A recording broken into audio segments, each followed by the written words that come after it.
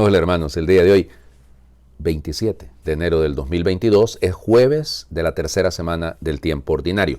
Bueno, vamos avanzando poco a poco. Recuerden, los jueves yo siempre les invito, les animo, pues a que les exhorto, a que puedan tomarse un momentito para ir delante de Jesús a Eucaristía. Prácticamente en todas las parroquias se hacen horas santas, una visita al Santísimo. Yo sé que muchos de ustedes lo hacen de una manera diaria, digamos, es una costumbre cotidiana que tienen y eso es por demás necesario, importante y laudable.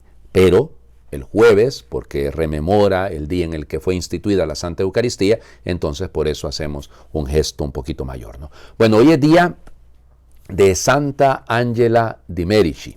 Bueno, Angela nace en una familia muy humilde, son labradores, su papá Giovanni es una persona muy piadosa, ella nace en marzo de 1474. Resulta ser que el papá le hablaba mucho de los santos. Y en esta época era muy famosa, había una gran devoción en el lugar donde ella nació, a Santa Úrsula, que Santa Úrsula es una mártir del siglo IV. Y entonces, por eso más adelante ella quedará con aquella impresión y siempre tendrá gran devoción a Santa Úrsula. Cuando era muy pequeña muere su mamá, su papá y una de sus hermanas. Y con un hermanito se tienen que ir a vivir a la casa de unos parientes que tenían un poquito más de dinero, y entonces vivían de manera un poco más acomodada. Querían casarla en algún momento, hubo algún pretendiente, pero ella quería consagrarse al Señor. Y por eso se hace terciaria franciscana. Y como miembro de la Tercera Orden Franciscana es enviada a Brescia, al norte de Italia, y allá ella estará atendiendo a acompañar a una familia, una señora que acababa de perder a toda su familia, había quedado sola, lógicamente con aquella gran depresión, y durante un par de años ella le acompaña, pero luego, cuando ya termina esa misión, ella se queda viviendo en Brescia. Ahí tiene algunas revelaciones, se cuenta, esa es la imagen que tengo ahora de fondo, ¿no?, para las publicaciones en video. De ella orando mira una escalera que sube al cielo y un montón de jóvenes que bajan y suben, y esa es la visión de la que ella se apoyará para luego más adelante ser la gran educadora de las jóvenes, porque esa es su misión. Mientras los jesuitas educarán a los varones, ella educará a las mujeres. Y bueno, va moviéndose poco a poco, hace una peregrinación a la Tierra Santa. De hecho, fíjense que dicen que quedó ciega en el camino. O sea, no alcanzó a ver la Tierra Santa, sino que la anduvieron de la mano, y cuando ya regresa a Italia, recobra la vista de manera milagrosa. O sea, qué signo más particular. Va donde el Papa Clemente VII, el Papa le dice, quédate por aquí, muchacha, ayudándome en Roma, y ella dice, no, yo tengo que ir a Brescia, es en Brescia el lugar donde me está pidiendo el Señor que ayude. Y es así como funda llamémosle una asociación de jóvenes, eran 28 jóvenes, mujeres que se deciden como ella a educar a las jóvenes. Esa es la clave, ¿no? Ella se da cuenta, es la educación, sigue siéndolo, por Dios. La educación es la clave para hacer salir adelante a la gente, para hacerla progresar. Y entonces ella pues funda, firman en una hojita, no hacen votos de nada, sino que sencillamente pues firman en una hojita su nombre, ponen su nombre, y así bajo el auxilio de Santa Úrsula, por eso son las ursulinas, ¿no? Y bueno, harán un trabajo fantástico. Ella, luego la congregación, ya después del Concilio de Trento, entonces las cosas van a tener que cambiar, y entonces las van a obligar a estar enclaustradas, porque ellas estaban viviendo en el mundo, digamos, y educaban a las jóvenes ahí donde ellas se encontraban. Ella va a morir en 1540, y el Concilio de Trento va a terminar mucho más tarde, ¿no? Va a terminar en 1565. Y entonces, cuando termina el Concilio de Trento, pues ahí las obligaron a ellas a entrar en esa clausura, ¿no? Ella no vivió esta época propiamente, sino que sencillamente le tocó fundar la orden. Las ursulinas hicieron muchísimo bien. Fíjense que leyendo la biografía de ella nos damos cuenta cómo pues dicen algunos que gracias al trabajo de las ursulinas y de los jesuitas es que no se perdió la fe en muchísimos lugares en Europa. Sobre todo en Alemania, ¿no?, en el centro de Europa, porque fueron ellas las que llevaron adelante esta tarea tan preciosa. Bueno, como les decía, después del Concilio de Trento, a las ursulinas pues las enclaustran, ese es el término que se dice, ¿no? Pero luego ya ellas serán pues, la primera congregación femenina dedicada completamente a la educación de las jóvenes. Ángela va a ser beatificada en 1768 y fue canonizada por el Papa Pío VII en 1807. No sé si se fijan la fecha. 1807, estamos en plena época del Imperio de Napoleón. y Pío VII está sufriendo las consecuencias precisamente. Es uno de los, llamémosle, es más Pío VI, no mártir de la Revolución Francesa, pero Pío VII también de alguna forma. Es interesante mensaje. Canonizar a la primera mujer que se decidió a ser educadora plena dentro de la iglesia de las jóvenes. Entonces, por eso les digo, es realmente una cosa extraordinaria si lo quieren. Bueno, vamos adelante. Primera lectura, volvemos, ya hemos tenido 2 días que no hemos leído, ¿no? El segundo libro de Samuel. Ayer ha debido ser escuchado, pero no lo hicimos, ¿no? Porque era la memoria de los santos Timoteo y Tito, la profecía de Natán. Entonces ahora viene la respuesta de David. Entonces estamos en el capítulo 7, versículos 18 al 19 y luego del 24 al 29 del segundo libro de Samuel. Cuando David se enteró por Natán de las promesas divinas, fue a ponerse delante del Señor y le dijo: ¿quién soy yo, Señor? ¿Y qué es mi casa para que me haya favorecido tanto hasta el presente? Y no contento con esto, extiendes ahora tus promesas también a mis descendientes. Ciertamente, Señor, no es así como proceden los hombres. Tú has elegido al pueblo de Israel para que sea siempre tu pueblo, y tú, Señor, has querido ser su Dios.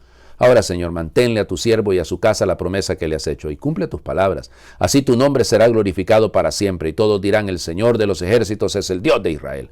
La casa de tu siervo David permanecerá para siempre en tu presencia, pues tú, Señor de los ejércitos, Dios de Israel, eres quien la ha hecho esa revelación a tu siervo. Yo te edificaré una casa. Por eso tu siervo se ha atrevido a dirigirte esta súplica. Sí, Señor, tú eres Dios y tu palabra es verdadera. Tú has hecho una promesa a tu siervo David. Dígnate pues ahora bendecir la casa de tu siervo para que permanezca para siempre ante ti, porque tú, Señor Dios, lo has dicho. Y con tu bendición la casa de tu siervo será bendita para siempre. Palabra de Dios. Te alabamos, Señor. Bueno, hay que recordar que la profecía de Natán, la historia es que David va donde Natán, que es el profeta de la época, ¿no? Y le dice: mira, yo estoy aquí viviendo en una casa de cedro, mientras que el arca de la alianza está allá en una tienda. Y entonces Natán le dice: vete y haz lo que te dicte tu corazón. Pero esa misma noche el Señor le dice: ¿cómo que me va a construir una casa? Yo voy a... Y entonces esa es la promesa mesiánica, ¿no? Que uno de su descendencia reinará para siempre. Por eso es tan importante el capítulo 7 del segundo libro de Samuel, insisto, por la promesa mesiánica. Y entonces ahora la respuesta de David. Es una respuesta linda, si lo quieren, fíjense. Tiene 3 elementos que a mí me parecen fundamentales de toda oración. Primero, se fue a poner en la presencia de Dios. Miren, estamos claros que usted puede orar en cualquier parte. Eso es cierto, ¿no? Usted puede orar en el bus, yendo a su trabajo, yendo en el taxi, manejando. Claro que puede, sí se puede. Se puede orar en la cama, yo no lo recomiendo, yo me duermo, pero es decir, pero ponernos en la presencia del Señor tiene un valor grande, ¿no? Cuando se habla de esto, es no solamente que Él se puso en oración, no es estar en la presencia, es que fue donde estaba el arca. Y el arca es simbólica. Miren, siempre es necesario, es mi consejo, tener un pequeño altarcito en casa, un lugar específico donde está una imagen, donde está la Biblia, un crucifijo, una imagen de la Virgen, un rosario, qué sé yo. Pero traten de tener todos un espacio donde puedan estar en la presencia del Señor. Evidente, no es lo mismo que una capilla del Santísimo, ¿no? No es lo mismo que ir directamente al templo. Claro, todo esto tiene un valor, pero estar en la presencia del Señor, ponerse en su presencia. Hay lugares privilegiados para la oración y es necesario que los creemos. Es necesario que nosotros mismos vayamos haciendo esto. Yo no les digo un arca de la alianza, evidente que no. Segundo, la gratitud. O sea, este David se da cuenta de lo que Dios ha hecho con él, de la promesa que está haciendo caer sobre él. Y por eso lo dice, ¿no? Está agradecidísimo. Y luego, el tercer elemento, evidentemente hay más cosas, ¿no?